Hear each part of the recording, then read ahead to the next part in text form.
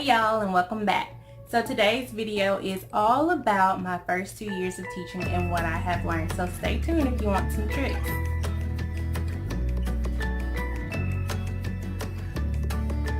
Okay, so my first tip is, and I wrote them down just so I could remember them and so that I can give you good advice from what I have learned. My advice may be for you and it may not be, but here's what I've learned. Connect with a few people on your job. So I found that connecting with people on my job has helped me to help myself in the classroom. And what I mean by that is my first year of teaching, I came in a half a semester. So I started in January and I ended in May.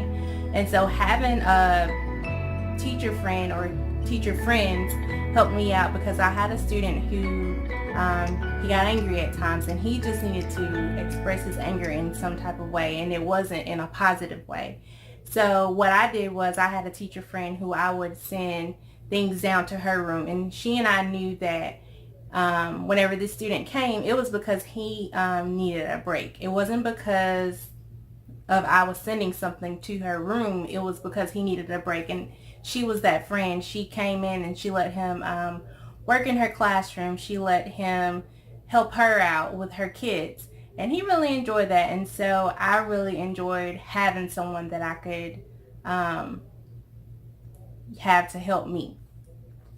The next thing, also having a teacher friend or being able to connect with people at your school gives you the opportunity to have someone to vent to. Believe it or not, your days aren't always going to be roses. So you need someone who can connect with you, someone who can talk to you, someone who can give you advice to help you get up on those bad days, because I am telling you, you are going to need someone to talk to.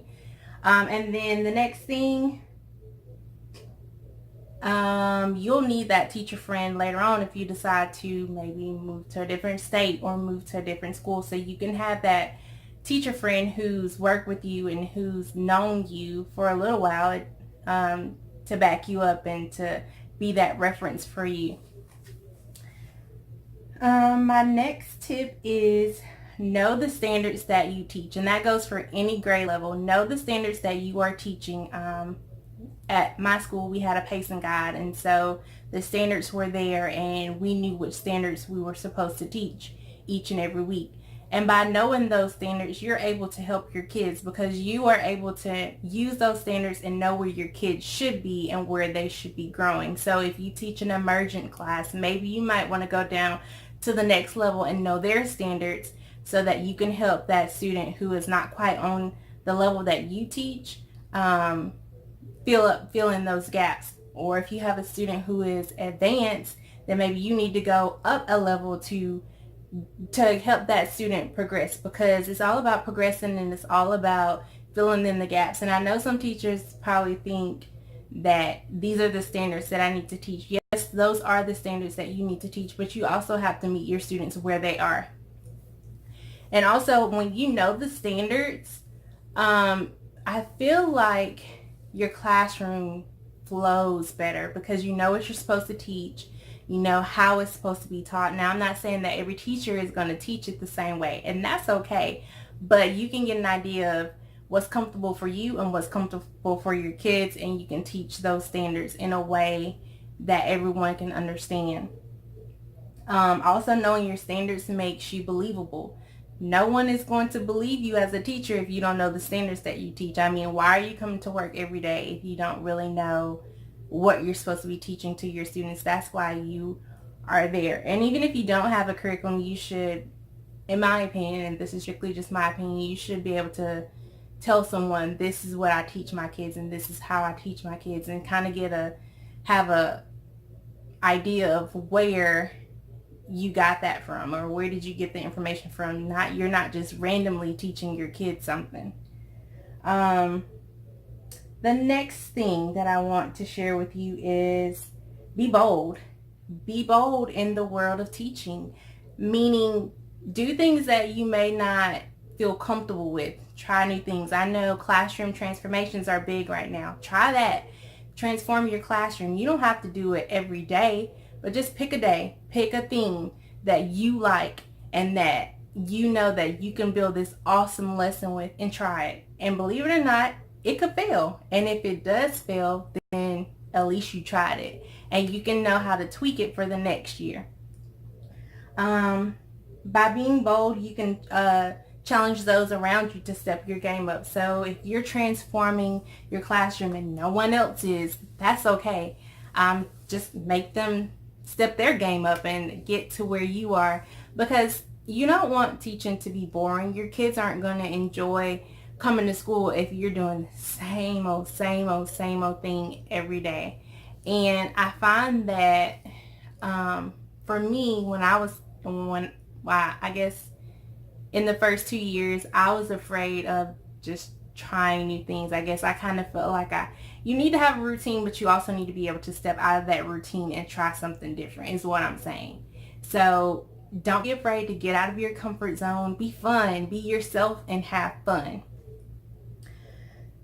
The next thing that I have learned, I kind of touched on this, but make learning fun. So I know a lot of schools are big on not having worksheets or not having workbooks, and that's okay, because what I learned is you can make it fun by adding simple things. If you're gonna, let's see, I'll try to find an example lesson that I can think of. Say for instance, you're doing a reading lesson and you want to make your students engaged by bringing flashlights, and you teach a lesson, and for your close read, your students read by themselves and then you all read together. But if you add that flashlights, then I believe your students are going to want to actually indulge in what they're reading. They're going to actually want to do it because they get to use a flashlight. Now, I would say be careful with using a flashlight, because sometimes kids can play with them and they just may use that opportunity as a playing or to play. So my advice with that would be to have your students just randomly flick the flashlight on and off. Well, that way they can get all of their playtime out of the way, and they'll be serious when it's time to read the lesson. My next piece of advice is seek professional development. Now, I think that I might have overdone it, but I've learned a lot, and I haven't used a lot of it, but I have definitely learned a lot with seeking professional development. So my first year of teaching, I was able to go to the Ron Clark Academy. My school sent me, and I had an amazing experience. So I was able to see how the teachers at Ron Clark Academy interact with their students and how their students interact with them. So a lot of the sound offs that the teacher may do at the Ron Clark Academy, I tried to incorporate them into what I was doing. Or if a student who likes to beat on the desk all the time, now I haven't done this, but I think that it would be a good idea for maybe them to do a sound off banging on the table or something fun, and something that decreases that negative behavior.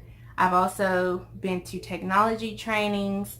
One technology training that I really like is the virtual reality. I haven't done that, but I think there are places that have the virtual reality headsets for a cheap price. So maybe I can look into doing a Donors Choose project for that and creating a lesson with it. I've done a book creator professional development, and I really like that because students love working on the computer, and that's just another way to incorporate writing. So yeah, we did our writing lesson, but now let's type it and let's make a nonfiction book or an informative book of some sort. And then depending on how well it is, you can share it with your staff members, you can share it with your teacher friends, or you can even share it with the students' parents. I'm trying to think of another professional development that I've done, not technology wise. I went to a professional development last year, and in my state it's called Making Connections. So I got to go around and go to different stations that I wanted to see or that I was interested in so that I can use them in my classroom. But seeking professional development helps you gain tools that you can use in your teacher toolbox. The next thing, take days off. Everyone needs a mental day at some point in the school year. I mean, if you are just going, you are going to burn out really quickly, and it won't be good for you or your students. So if you're feeling burnt out during the year or during the week, take a day off to yourself. Do something that you really enjoy, because you want to be full for your kids, and you want to be full so that you can live a happy and healthy life. No one wants to be miserable. So if you are having, maybe you had a rough weekend or something personal happened, don't bring it into the school. Don't let those kids pay for what you're feeling. Take a day off. If you need 2 days, take a day off. I'm pretty sure your principal will be understanding if you just talk to them and let them know. Take time for yourself, take time for your health, and take a day off. And the last thing I want to tell you that I learned is asking for clarity.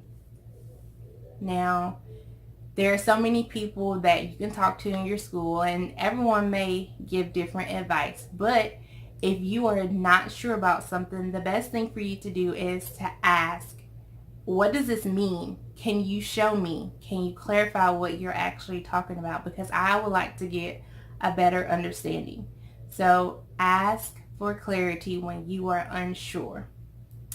I hope you enjoyed this video, and I look forward to another video. Bye.